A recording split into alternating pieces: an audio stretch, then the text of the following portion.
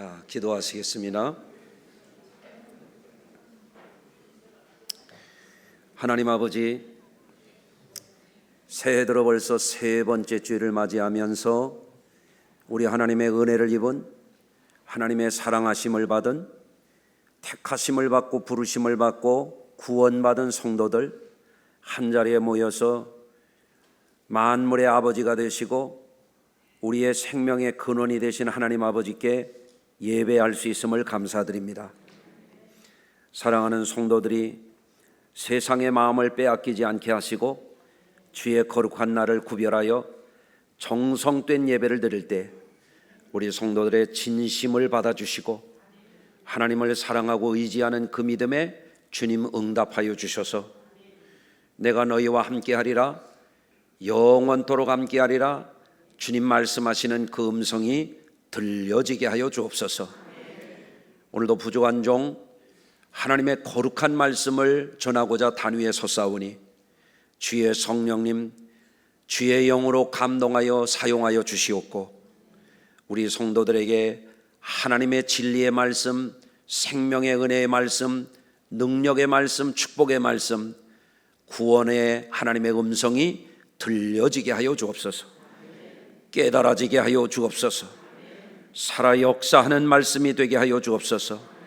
우리의 삶을 놀랍도록 변화시키는 귀한 말씀 되게 하여 주시옵소서.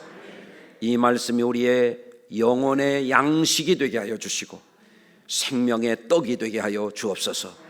우리를 구원하신 예수 그리스도 존귀하신 이름으로 기도합니다. 아멘. 오늘은 마음으로 함께하여 행복한 사람들, 이런 제목의 말씀 함께 나누도록 하겠습니다. 벌써 주님의 은혜 가운데 새해 세 번째 주일을 맞이하게 됐습니다.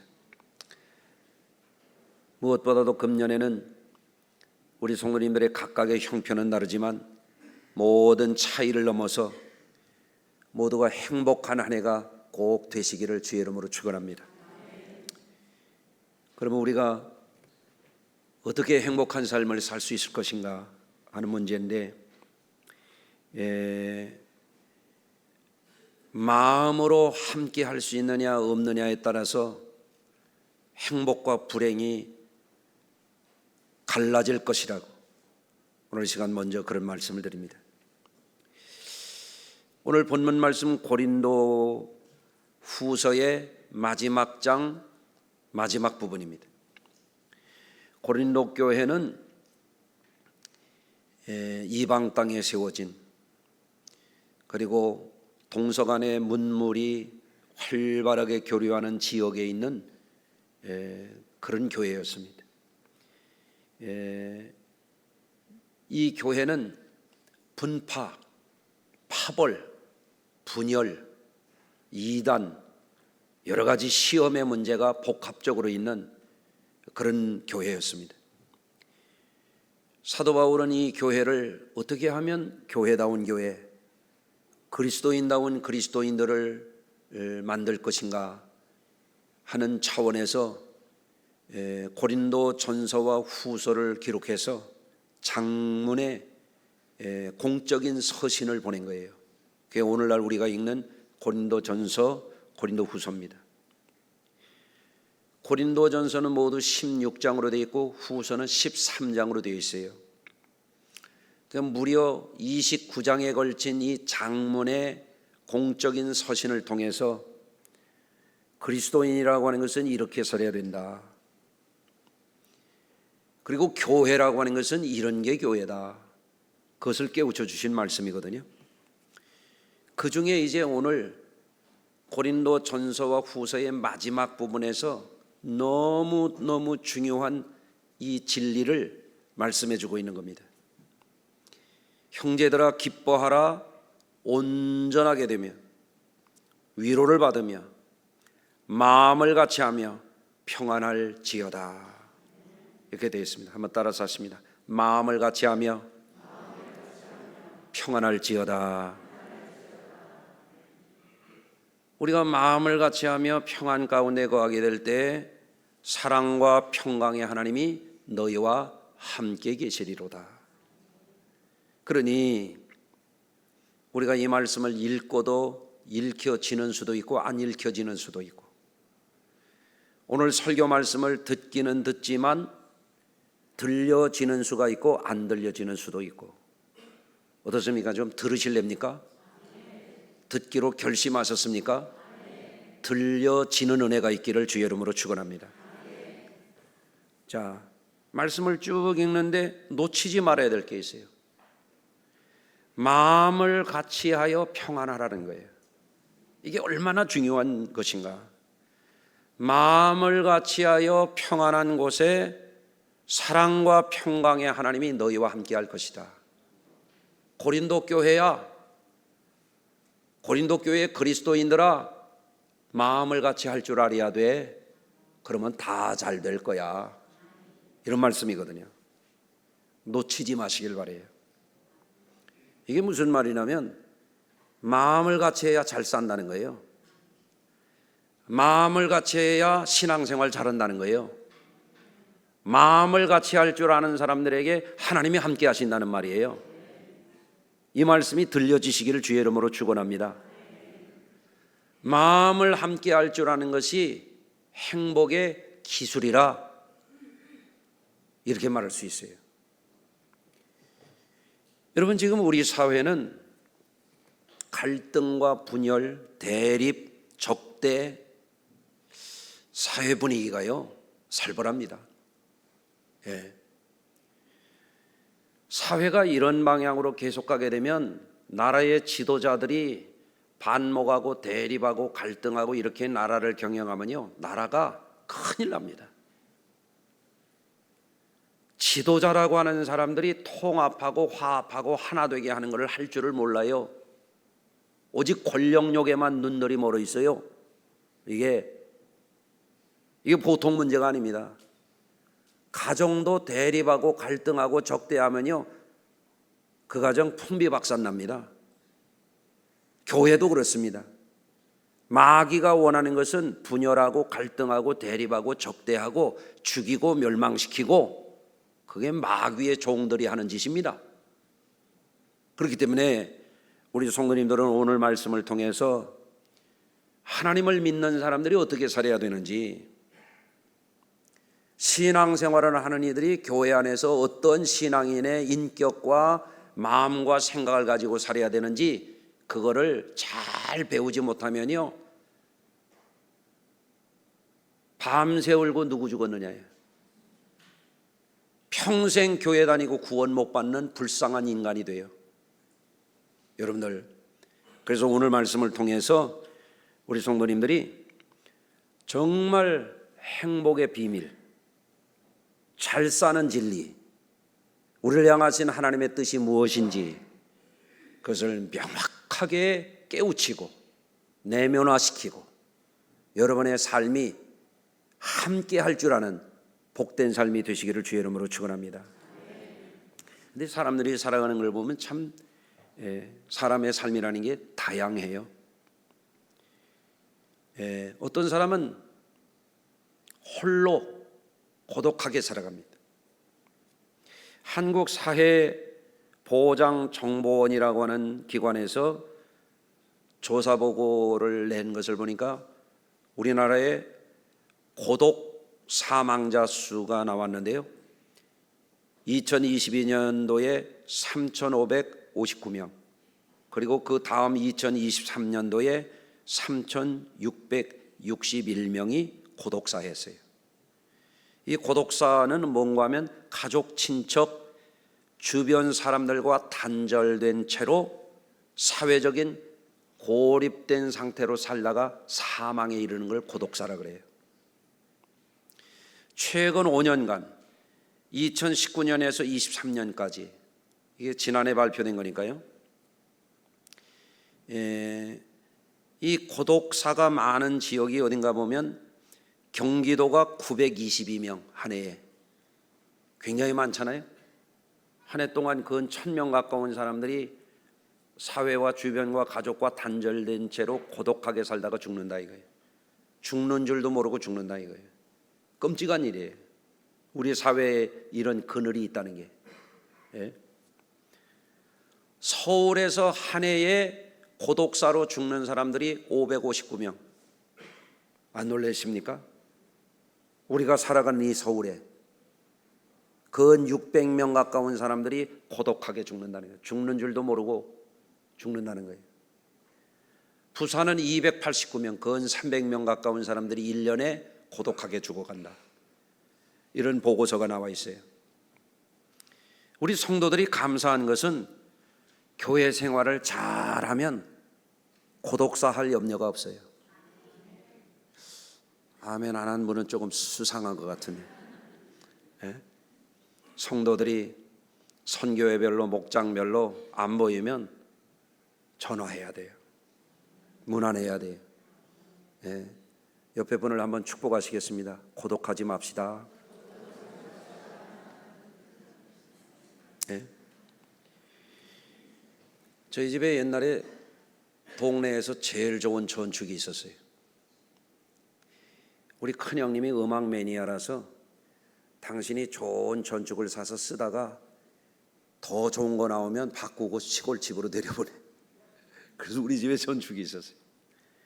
레코드도 LP판이 우리 집에 시골집에 몇백 장이 있었어요.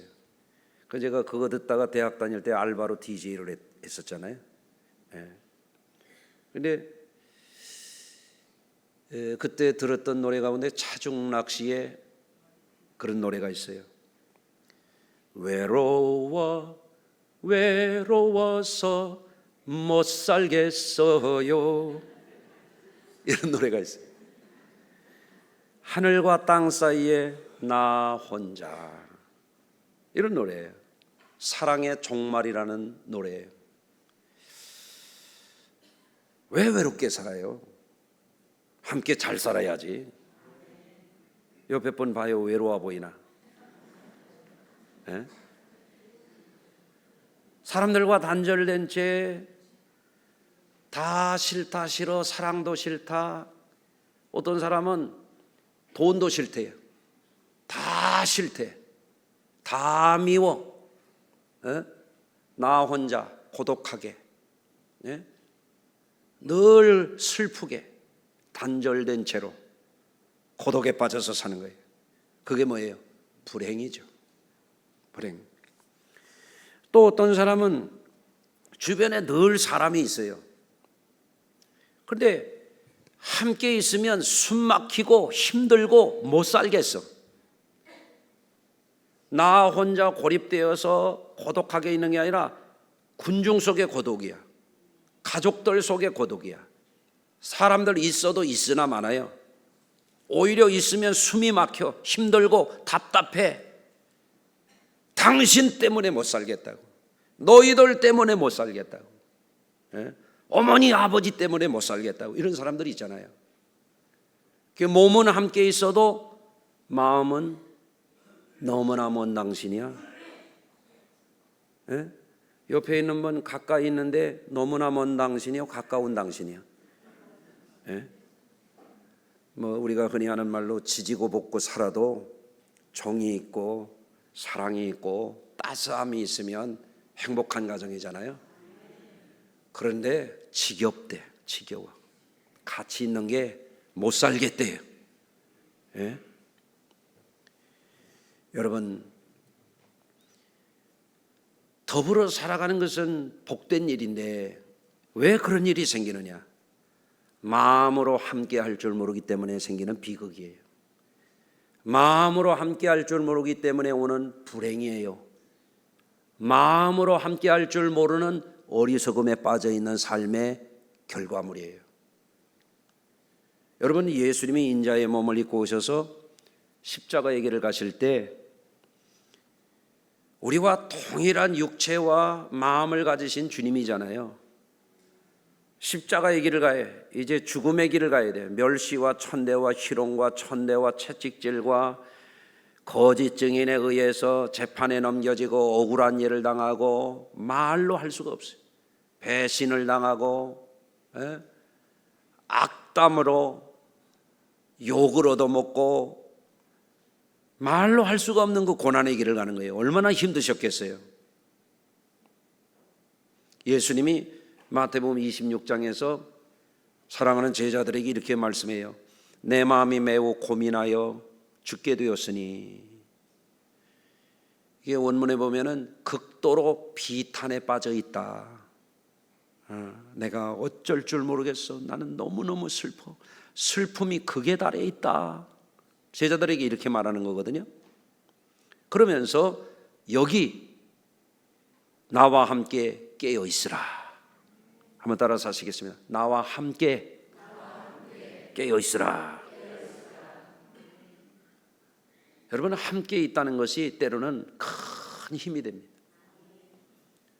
여러분, 신방이라는 게 있어요. 신방. 살필 심자, 방문한다라고 할 때 방자예요. 신방은 목회자가 성도들이 어떠한 형편 중에 있는지 가서 돌아보고 기도해주고 위로해주고 축복해주고 예배드려주고 기도하고 그런 거예요. 그런데 어떤 경우에 성도들이 병원에 입원해 있는 경우가 있잖아요. 지금도 우리 성도님들 새벽마다 제가 장기간 입원해 있는 분들, 암투병하는 분들 안 빼놓고 기도합니다. 오늘도 몸에 이상이 있어서 병원에 검진하면서 입원해 있는 분이 계십니다. 늘 기도하죠. 그런데 신방이라고 하는 것은 가서 내가 하루 종일 있는 게 아니에요. 잠시 잠깐 가서 함께 있는 겁니다. 주의 종이 예수님의 이름으로 병 중에 있는, 고난 중에 있는 분들에게 가서 함께 있는 데서 위로를 받습니다. 함께 있는 데서 힘을 얻습니다. 함께 있는 그 잠깐의 시간을 통해서 축복을 받습니다. 이게 중요한 거예요. 이게. 그런데 예수님이 지금 죽음을 앞두고 극도로 비탄함에 빠져서 야, 이제 나 죽음의 길을 간다. 내가 너무너무 힘들다. 나는 너무너무 비탄에 빠져 있다. 인간적으로 내가 감당하기가 어렵다. 그러니 여기에 나와 함께 깨어 있어라. 그러고 가서 예수님이 기도하고 왔더니 어땠어요? 제자들이 쿨쿨 자는 거야. 쿨쿨 자는 거야. 우리 성도들도 어떤 때 깨어서 기도하라면 쿨쿨 자는 거예요. 집에서도 자고 새벽에도 자고 예배 시간에 와서도 쿨쿨 자는 거야. 눈 좀 떠봐요 좀. 제자들이 예수님이 말로 할 수 없는 인류를 구원하기 위해서 그 길을 가야만 하기 때문에 가야 되지만 육신을 입고 너무너무 심적으로 육신적으로 어려움을 앞에 두고 있네. 제자들이 몸은 같이 있는데 주님과 마음이 하나가 안 되는 거예요. 그러니까 예수님이 와서 이렇게 말씀하십니다. 너희가 나와 함께 한 시간도 이렇게 깨어 있을 수 없더냐. 단 한 시간이라도 주님과 마음으로 함께 할 수 없었더냐 말입니다. 이게 너무너무 안타까운 일이죠. 또 더 기가 막힌 일이 있었잖아요. 마가복음 14장 18절에 보면 다 앉아 먹을 때 예수께서 이르시되 내가 진실로 너희에게 이르노니 너희 중에 한 사람 곧 나와 함께 먹는 자가 나를 팔리라. 뭐라고 되어 있어요? 함께 먹는 자가 팔리라. 끔찍한 일이에요. 여기 그냥 식탁도 아니에요. 이게 예수님이 장차 내가 너희를 위하여 너희의 죄를 위하여 마귀가 너희를 죄짓게 해서 지옥불에 떨어지게 할 것을 내가 해결하기 위해서 내가 이제 십자가에서 세상죄를 지고 희생하는 화목제물이 될 터인데 그거를 기념해서 이 떡을 먹고 이 포도주를 받아 먹고 영생하라. 이거를 잊지 말고 내가 너희를 위하여 죄값을 치렀다는 것을 기억하고 영생하라 하는 식탁이에요. 그런데 그거를 받아 먹는 사람 중에 나와 함께 먹는 자 중에 너희가 나를 팔리라. 끔찍한 일이잖아요. 함께 하는데 너무나 먼 당신 정도가 아니야. 배반자야. 끔찍하죠. 여러분, 우리나라에 어느 소통 전문가라고 하는 사람의 방송을 제가 좀 봤는데 거기 감동적인 얘기를 하나 그분이 하더라고요. 5살 된 아이가 한 곳을 가리키면서 너무너무 무서워해가면서 소변을 지리고 있더라는 거예요. 이게 반복되는 거예요. 아니 5살 된 아이가 귀신이 나타났다고 막 그러니까. 그런데 이 사람이 예수 안 믿는 사람인 거지. 그러니까 무속인에게 데리고 가니까 구타라고 그랬대. 그런데 아버지의 마음속에 이 얘가 뇌가 이상한 거 아닌가? 그 병원에 가서 뇌를 스캔해 보니까 뇌에 종양이 있는 거예요. 네? 그래서 수술을 했대요. 뇌 수술을 하니까 수술할 때 머리를 빡빡 밀었어. 그러니까 아버지가 생각할 때에 얘가 유치원에 머리 빡빡 밀고 가면 애들이 올레리 꼴레리 놀릴 것 같고 소외감이 들 것 같으니까 아버지가 얘를 끌어안고 눈물을 흘리면서 자기 머리를 홀라당 깎아버렸어요. 이게 뭐예요? 5살 된 어린아이지만 아빠가 너의 아픔과 함께해, 그런 사인이잖아요. 에? 참 감동적인 이야기잖아요. 에? 그러니까 아버지가 머리를 빡빡 깎고 뇌 수술하는 아들도 빡빡 깎고 그 집에 세 아이가 있는데 그 형제들 중에 큰 아이에게 묻는 거예요. 야, 지금 뇌 수술하고 얘가 머리를 빡빡 깎아서 아빠도 이렇게 깎았다.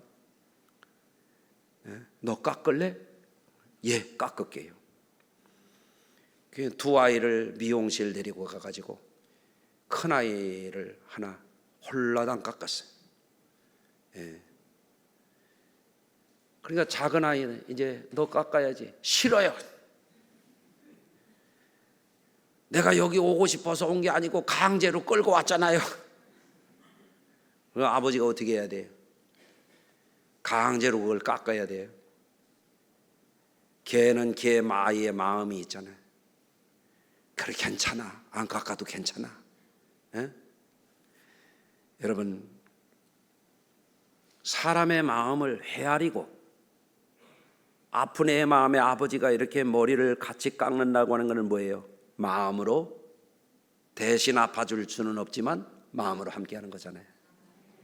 큰아이가 따라서 머리를 깎는 것도 함께 해주는 거죠. 너무 어린 아이는 그게 싫은 거야. 또 그 마음도 아버지가 헤아려 주는 거잖아요. 마음으로 함께하고 헤아릴 줄 아는 것을 뭐라고 그래요? 2글자로 따라서 합니다. 사랑이야. 사랑. 아멘. 험한 세상을 우리가 더불어 살아가면서 잘 이겨내려면 어떻게 해야 되냐면 마음으로 함께 할 줄 알고 마음을 헤아릴 줄 알아야 됩니다. 그게 행복입니다. 그게 사랑입니다. 예. 그래서 우리 성도님들이 금년 한 해를 잘 살아야 되거든요. 지난해보다 우리 성도님들이 더 잘 살아야 되거든요. 그런데 세상은 안 그렇잖아요. 경기도 뭐 어쩌다고 그러고 정치도 어떻다고 그러고 뭐 지금 뭐 좋아 보이는 게 뭐가 있습니까? 이럴 때일수록 마음으로 함께하고 마음을 헤아릴 줄 알고 우리가 서로 사랑하면서 살아야 될 줄로 믿습니다. 우선 중요한 것은 첫째로 마음을 헤아릴 줄 아는 통찰력을 우리 성도님들이 발휘하도록 여러분의 마음에 결심하시길 바랍니다. 다른 사람의 마음을 읽을 줄 알아야 돼요. 마음을. 어린아이가 뇌수술을 하고 뇌수술하느라고 머리를 빡빡 깎고 소독을 하고 수술하고 꿰매고 상처난 자국이 있을 때 아빠의 마음이 너무 힘들었던 거지. 그 아이의 마음을 헤아려서 함께 해주는 거죠. 이게 뭐예요? 아이의 마음을 읽을 줄 아는 거죠. 공감해 주는 거죠. 공감해 주는 거. 그러나 마음을 헤아릴 수 없으면 마음을 함께 할 수가 없는 거죠. 여러분, 사람들이 지금도 자신의 필요를 찾아서 뭔가를 만족하고 충족하기 위해서 열심히 살아갑니다. 밥도 먹고 차도 마시고 과일도 먹고 여기도 가보고 저기도 가보고 놀러도 가보고 이것도 해보고 다 해보는데 결국에는 사랑하는 가족이, 가까운 사람들이, 부부간에, 형제간에, 부모 자녀가 마음을 함께 할 줄 모르면 아무리 좋은 걸 먹어도, 아무리 좋은 데를 가봐도 그 소용없어요. 마음으로 함께 하는 것이 중요한 거예요. 어떻게 함께 할 수 있느냐? 마음을 읽을 줄 알아야 돼요. 이게 중요한 겁니다. 다른 것을 아무리 밥을 많이 먹었는데 마음이 불편하면 체한다고요.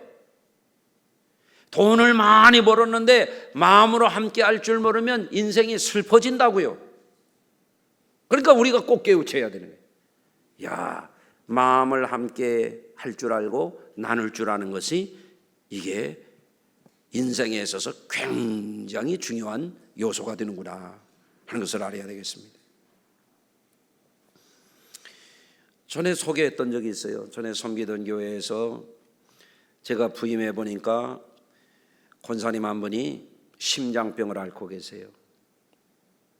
이제 대신방 중에 그 집에 갔더니 이 권사님이 눈물을 줄줄 흘리고 계셔. 막 또 닦고 막 그래도 눈물이 또 나. 목사님 제 얘기 좀 들어보세요 하고 자기 인생을 얘기하는데, 시골에서 약방집 부잣집이라고 그래가지고 시집을 갔는데 신혼 초부터 신랑이 집을 나가면 며칠씩 일주일씩 집을 안 들어오는 거예요. 왜 그러냐? 집에 먹고 살만하고 돈이 있는데 이분이 그것을 잘 사는 법을 모르는 거예요. 손에 돈만 쥐어지면 뭐하러 나가냐면 도박하러 나가는 거예요. 네? 도박 중독자요. 그리고 신랑을 볼 수가 없어요. 아기가 생겼어요. 만삭이 됐어요. 옛날에 시골에서 아기를 낳으려면 산부인과도 없고 죽느냐 사느냐 하는 시간이잖아요. 아기 낳으러 방에 들어갈 때 이 신발을 다시 신을 수 있으려나 그랬다는 거 아니에요. 그러니까 막 아기를 낳으려면은 온 가족이 마음으로 함께하고 힘내라고 그러고 보살펴주고 이걸 해야 되는데, 아기를 낳는데 혼자 낳는데 신랑이 나가서 일주일 동안 안 들어왔대요. 용서가 안 되는 거예요. 용서가 안 돼. 네. 이걸 용서하고 풀고 불쌍하게 하고 살면 되는데, 그 후에도 아기를 낳는 중에도 혼자 죽도록 고생을 해가면서 목숨 걸고 아기를 낳는데 그 뒤에도 계속 그러는 거야. 한동안을. 그러다 그분이 나중에는 예수 믿고 회개하고 교회 장로가 되셨어요. 남편이 회개하고 교회 와서 신앙생활하고 지금은 잘하는데도 옛날에 그 상처가, 자기가 죽을 뻔하고 이 고생하고 그랬던 그것이 용서가 안 되는 거야. 심장병이 온 거예요. 그래서 제가 용서해야 됩니다. 불쌍히 여겨야 됩니다. 이건 중독증이었기 때문에 그런 겁니다. 지금은 잘하고 있잖느냐. 그래서 간절히 기도하고 안수해 줬는데 심장병이 나아버렸어요. 할렐루야. 그분의 이름이 강영식이라는 권사님이에요. 지금 천국 갔었습니다. 그의 기쁘게 신앙생활 하셨어요. 여러분, 우리가 알아야 돼요. 사랑하는 가족들, 아내, 남편, 부모님, 자녀 다 마찬가지예요. 마음을 함께 할 줄 모르면요, 어떤 분은 평생 그게 한이 되고 병이 되는 수가 있어요. 불행이 되는 수가 있어요. 여러분, 그러니 오늘도 한번 생각을 해봐야 돼요. 내가 마음을 읽을 줄 아는 사람인가?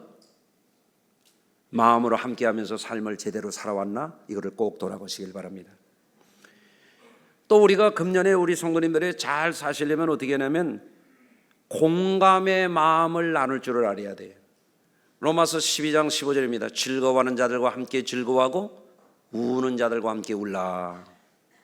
마음을 같이하여 높은 데 마음을 두지 말고 잘난 체 하지 말라고 성경에 말하고 있어요.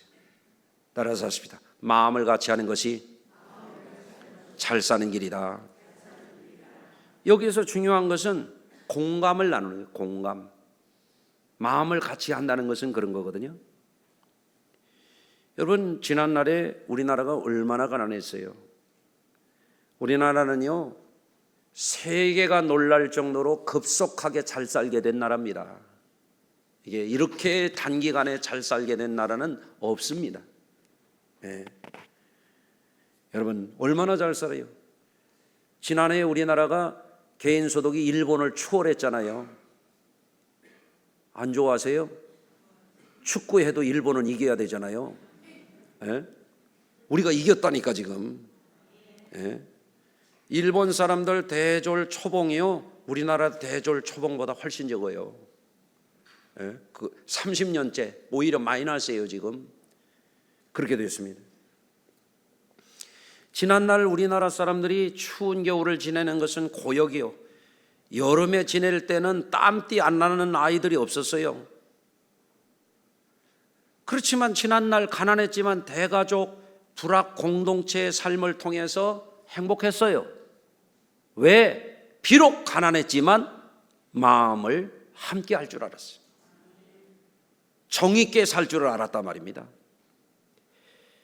그런데 오늘날 경제소득이 높아지고 나라의 경제 수준이 발달됐다 하더라도 대립하고 갈등하고 적대하면 점점점 이러다가 나라가 잘못될 수도 있는 거예요. 가정이 잘못되는 거예요. 행복을 망치는 수가 있는 거예요. 그렇기 때문에 우리 성도님들이 삶을 살아가면서 굉장히 유의해야 될 점이 뭐냐면 가까이 있는 가족들, 교우들, 동료들과 마음으로 함께 할 줄 아는 지혜를 발휘해야 된단 말이에요. 그때 중요한 게 공감이에요. 공감. 여러분, 2021년도 한 연구 보고서에 따르면 우리나라 전체 이혼율 가운데 37.2%가 황혼 이혼율이래요. 아직 이혼 안 했다고 안심하면 안 됩니다. 저도 조심하고 있습니다. 에? 우리 식구가 가끔 저를 공갈 협박할 때가 있어요. 이혼 당하면 어떡하려고 그러냐고. 아유, 그러지 말라고. 에? 에? 황혼 이혼. 지난번에 우리 후배 목사님이 아주 배꼽 빠지는 얘기를 해요. 지난해 일이요. 자기 아버지가 97인데 이혼한다고 그런대요. 왜 그러냐 그러니까 어머니가 폴더 휴대폰을 빼앗고 스마트폰을 주니까 이분이 이걸 쓸 줄을 모르는 거예요. 그거 폴더 스마트폰 내놓으라니까 안 내놓으니까 이혼한다고. 그래서 뜯어 말려서 아직까지 잘 사신대요. 올해 98세 되셨네요. 그러니까 98세 돼도 안심하면 안 돼요. 젊고 연애할 때는 남녀가 도파민이라는 호르몬이 나와가지고 민감하게 반응하고 공감도 잘하고 가자면 가고 먹자면 먹고 서로 이거를 잘해. 그런데 세월이 가고 결혼을 하고 아기를 낳고 생활에 바쁘고 하다 보면 서로 둔감해져. 무슨 문제가 생기면 공감 능력이 떨어지는 거예요. 그러다 보면 점점 사람이 자기중심이 되고 고집이 세워지면 어떻게 되냐면 가까이 하기에는 너무나 먼 당신이 되는 거예요. 그러니까 황혼 이혼율이 늘어나고 있다는 말입니다. 여러분, 우리가 어떻게 해야만 마음을 함께하고 잘 살 수가 있는가? 이해심을 발휘해야 돼요. 이해심. 따라서 하십시다. 죽고 사는 문제 아니면 이해하고 살자. 집에서도 왜 치약을 반을 짜냐고, 밑에부터 짜야지, 이런 거 가지고 싸우는 거예요. 아유, 그럴 수도 있지, 그냥 놔둬. 왜 아멘을 안 해요? 왜 양말을 홀라당 뒤집어서 벗어놓냐고, 이런 거 가지고 싸운단 말이에요. 이게 이해심이 없으면 그거 가지고 막 성질이 나는 거야. 머리에서 김나. 이게 뚜껑 열린다고 그러잖아요. 이해심을 바래요. 이해심. 옆에 분하고 한번 인사합니다. 이해하면서 합시다. 그래야 잘 살아요. 여러분, 공감 능력이 뭔가를 알려드릴게요. 어른들은 애들 보면 그래요. 밥 먹었니? 이게 뭐냐면 옛날에 떼끼 걱정하고 살던 분들이 늘 만나면 진지잡서시가 인사였단 말이에요. 그러면 자녀들 볼 때 야, 밥 먹었니? 애들은 듣기 싫어해요. 그걸 또. 예? 또 이런 거예요. 야, 반찬 골고루 먹어라. 차 조심해라 그러면 애들은 짜증을 내요. 아이고, 언제까지 그 말을 들어야 되나? 내가 조금만 더 참다가 내가 이제 따로 가서 살아야지. 이런. 왜 애들이 짜증내고 이거를 싫어하느냐? 공감 능력이 떨어지는 거예요. 야, 밥 먹었니? 반찬 골고루 먹어라. 차 조심해라. 이게 무슨 얘기예요? 따라서 하시겠습니다. 사랑한다. 어른들은 사랑한다는 말을 할 줄 모르고 그렇게 얘기하는 거예요. 예? 여러분, 저도 우리 아들을 많이 사랑합니다. 남의 아들 사랑한다고 아멘도 안 합니까? 그런데 제가 아들한테 사랑하라 소리를 뭐라고 하는지 알려드려 볼까요? 야, 뱃살 좀 빼라. 그럼 얘는 좋아해요, 싫어해요? 싫어야. 공감력이 생기면 아, 우리 아버지가 나를 건강을 염려해서 사랑한다 소리를 뱃살 빼라고 그러는구나. 아멘 할렐루야. 그러면 얼마나 좋아. 에? 뱃살 빼라고 그러니까 집에도 잘 안 와요. 에? 공감이 필요합니다. 아, 사랑한다는 말을 이런 식으로 어른들은 하시는구나. 이렇게 해야 됩니다. 그게 공감입니다. 그래서 우리가 잘 들으려고 그러고, 그리고 긍정적인 반응을 잘해주고, 이렇게 얘기하면 예, 알겠습니다. 이렇게 자꾸 해야 돼요. 아, 그럴게요. 부인이 뭐라고 하면 여보 이것 좀 뭐 해주세요. 그러면 확인을 해야 돼요. 이렇게 해달라는 말이죠. 그러면 이렇게 해주세요. 그러면 들은 채 만채요. 그럼 공감이 안 되는 거지. 그게 쌓이면 김이 올라오지. 여기서 좀 이따 연기가 올라올지 몰라. 불꽃이 튈지 몰라. 잘 들어. 확인해. 알았다고 긍정적인 반응을 해요. 이게 공감하는 거예요. 그러면 점점 더 좋아질 줄로 믿습니다.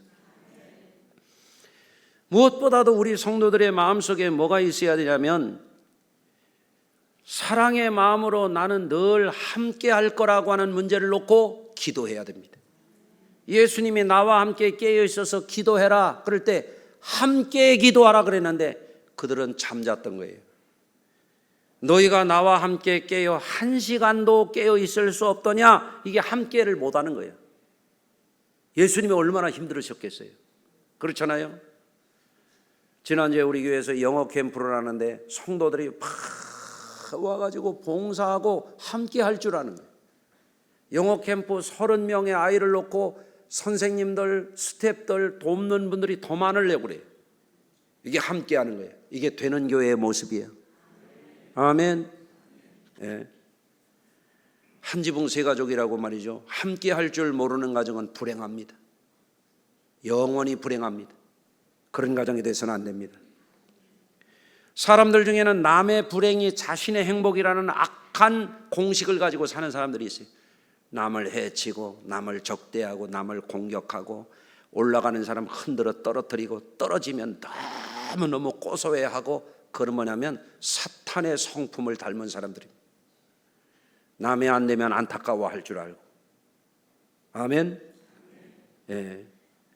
지금도 서로 물고 먹고 막 독서를 내받고 애리조나 사막에 방울뱀이 독을 뿜는 것처럼 막 악한 말을 하고 악한 말을 하면 또 거기 따라붙고 막 같이 몰려다니고 이런 사람들 많잖아요.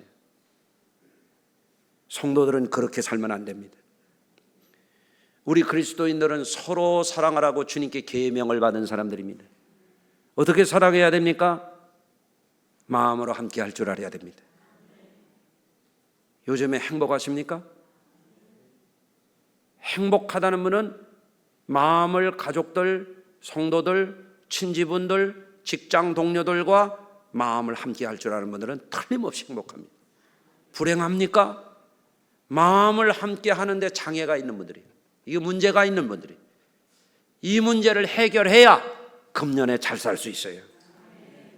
저는 이 말씀을 종종 묵상합니다. 사랑 안에 두려움이 없고 온전한 사랑이 두려움을 내어쫓나니. 예, 사랑이 완성이에요. 아멘. 예, 모든 것 위에 사랑을 더하라. 이는 온전하게 매는 띠니라. 사랑이 무엇이냐고 물으신다면 눈물의 씨앗이 아니고 함께 할 줄 아는 것이 사랑입니다.